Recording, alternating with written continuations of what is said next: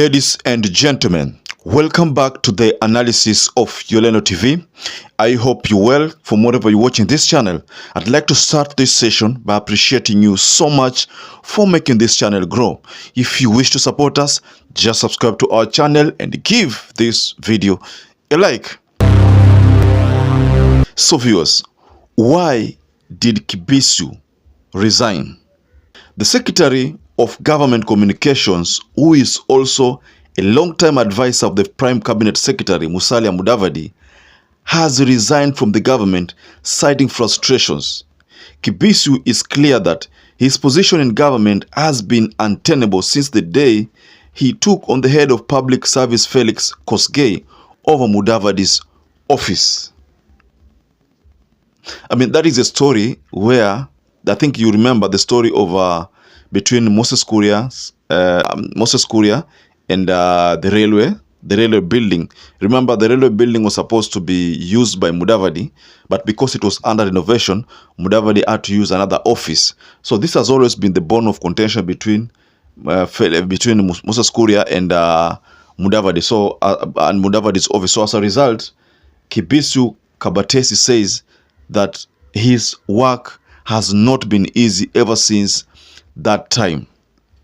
So Kibisu Kabatesi is clear that there has been attempts by government to humiliate him and the Prime Cabinet's Secretary, Musalia Mudavadi.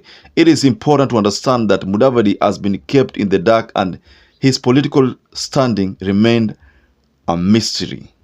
So this story was shared in the Nation portal, where it says, veteran journalist and long-time aide of Prime Cabinet Secretary Musalia Mudavadi, Kibisu Kabatesi, has resigned from his position as the Secretary, Government Strategic Communication in President William Ruto's government.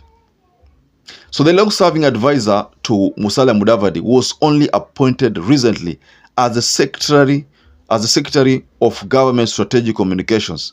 However, his approach to issues, including taking on senior government officers, has been a nightmare. According to undisclosed sources, is that Mudavadi's special advisor was fired by the head of Public Service Felix Kosgei. This clearly indicates that Mudavadi is operating under a very constrained environment in Kenya Kwanza, and he is also not safe for him might as well be kicked out of office. So this is a very, very disturbing news. Kibisu Kabatesi, according to his history, he has served as a presidential advisor for the NASA, for Musalia Mudavadi, and he has been a long-time friend of Musalia Mudavadi. So he's saying that there are frustrations within the KK regime, and I think I agree with Kibisu Kabatesi. Maybe that's true, especially now. Now that Moses Kuria is supposed to head the public service, going by his docket and the mandates of his docket. Moses Kuria also says that he's supposed to receive report from all state officers. That includes even PSS. He will be literally supervising even them. So this is now where it becomes quite interesting, because Mudavadi,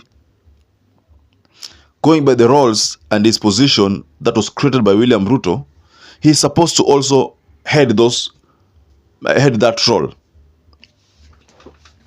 But going by the Ruto hierarchy, Moses Kuria is supposed to come under Musalia Mudavadi. But if you look at the latest outburst between Moses Kuria and Rigathi Gachagua, and Rigathi Gachagua is the second in command, wakajibishana vile, who is Musalia Mudavadi to Moses Kuria? Moses Kuria will definitely belittle even Musalia Mudavadi, and that explains why there is this crisis, and the crisis that Kibisu Kabatesi has found himself in emanates from the fact that Moses Kuria was given that position that was initially held by Aisha Juma. And Moses Kuria, being the person that likes to escalate issues, has given himself utmost roles and assume that is the person who's going to coordinate kazi zote za serikali, whereas we know that Musalia Mudavadi's docket also has that mandate. So that's why you find that this issue of Kibisu Kabatesi resigning and saying that there are pressures on Musalia Mudavadi, I think Kibisu Kabatesi could be telling the truth. What do you think?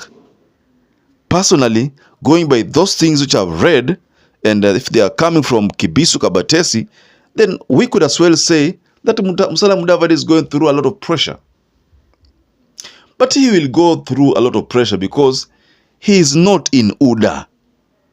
So the people in UDA consider themselves superior to newcomers like Musalia Mudavadi. Musalia Mudavadi was a newcomer to the UDA regime, to the UDA fraternity, because him being the fact that he is still in ANC has not jumped ship to UDA. I think that explains why there is some belittling moves from the likes of Moses Kuria. So Kibisu Kabatesi's resignation from Musalia Mudavadi's office is a big shock to Ruto regime, and it paints the Ruto regime in a very, very awkward or it puts the Ruto regime in a very, very awkward position. Because considering the fact that the role of Secretary of Government, Strategic Communications, that is a very senior role. A role with a big salary, big office, and privileges.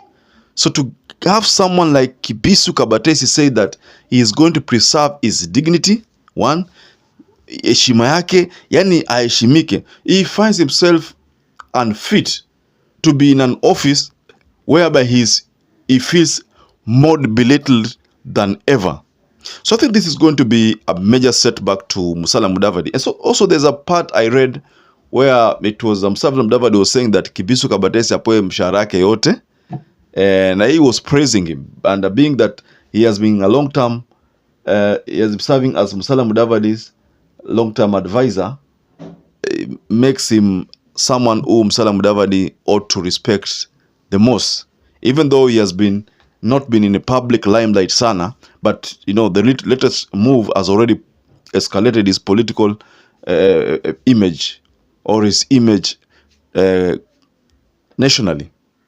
So ladies and gentlemen, I'd like to raise my case there, but kindly I urge you to just go below the comment section, comment section, tell us whether you think this resignation move by Kibisu Kabatesi sits well with the Kenya Kwanza plans, because to me naona kama ni aibu kwa Ruto, aibu kwa serikali ya KK, kwa sababu mtu kuresign tu kwa sababu hajaridhika na mambo mengine, maana there is problem. Kuna shida kubwa pale Kenya Kwanza. Hiyo ndo picha ambayo imejitokeza na hii resignation ya Kibisu Kabatesi. So ladies and gentlemen, I'd like to raise my case there. But perhaps if you're watching this video for the first time, or you're a regular viewer who hasn't subscribed, please, I'd like to urge you to just take 1 second and go below there. There is a button written subscribe. Just hit it once. And to those people who have supported this channel by subscribing, liking, or sharing our videos, I want to say here that I'm forever grateful for that support, because without you, this channel cannot grow. So until you catch up again, please stay safe and stay blessed.